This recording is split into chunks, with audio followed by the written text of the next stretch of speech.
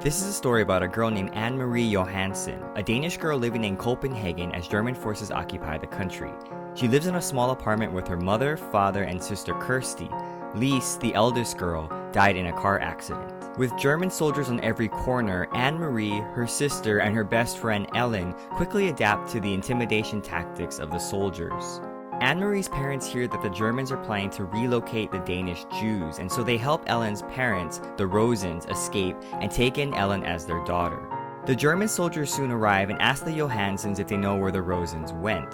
The soldiers also question why one of the daughters has dark hair, but fortunately, Ellen pretends to be Lise, Anmarie's older sister who passed away. Suspecting that it is too dangerous to be around, Anmarie's mother takes the girls to visit her brother, Henrik, a fisherman who lives out in the country near the shore that overlooks Sweden. When Anmarie's mother and the girls arrive at Henrik's house, they all enjoy the country life and fresh air. Anmarie's mother tells the girls that a coffin will be arriving with her great aunt, but Anmarie suspects it's a lie.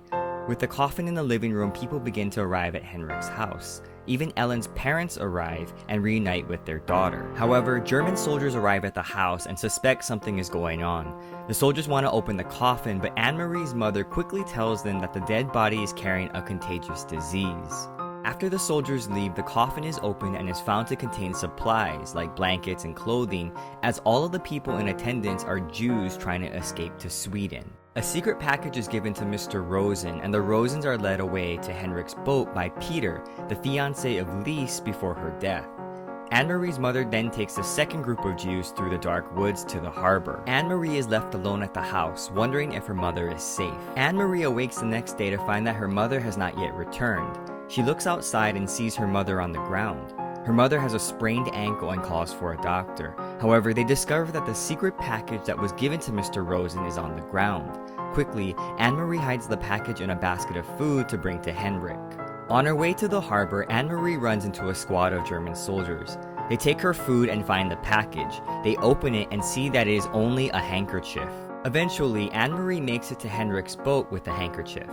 After safely transporting the group of Jews to Sweden, Henrik returns and explains that the handkerchief has a secret chemical that prevents the German patrol dogs from detecting people on boats. In the end, Anmarie and her family survive the war and await for the return of the Rosens.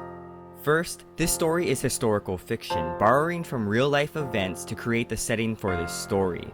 The political surrender of Denmark to the Germans, King Christian, and even the chemical handkerchiefs all add to the realism and power that these events really occurred. More importantly, this better strengthens the story and connects fictional characters to real life.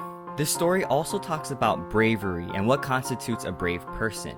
Anmarie fears that she will never be brave and that her talk of bravery is empty. However, when she delivers the package containing the chemical handkerchief, she discovers that bravery is doing what needs to be done, even though danger is present. That a brave person doesn't erase fear, but overcomes it. One of the major messages in this story is about growing up. This sensitive issue is best illustrated through Anmarie and Kirsty. Not only is Anmarie older, but she is also slowly told things that develop her maturity. Through her character, readers see how a child grows up as the reality of the world sets in. In contrast, Kirsty, who is still young and immature, is kept in the dark, keeping her childlike innocence of world events. Kirsty, in a sense, is the control. So what is the balance of revealing too much or too little to kids? How much do we tell children? What do we tell them and when? The issue of informing children how the world really works, practically taking away their innocence, is a difficult subject to discuss. On the one hand, part of being a child is maintaining that innocence and ignorance on so many subjects, yet, often in moments of conflict, children grow up fast and figure out firsthand how dangerous and challenging life can really be.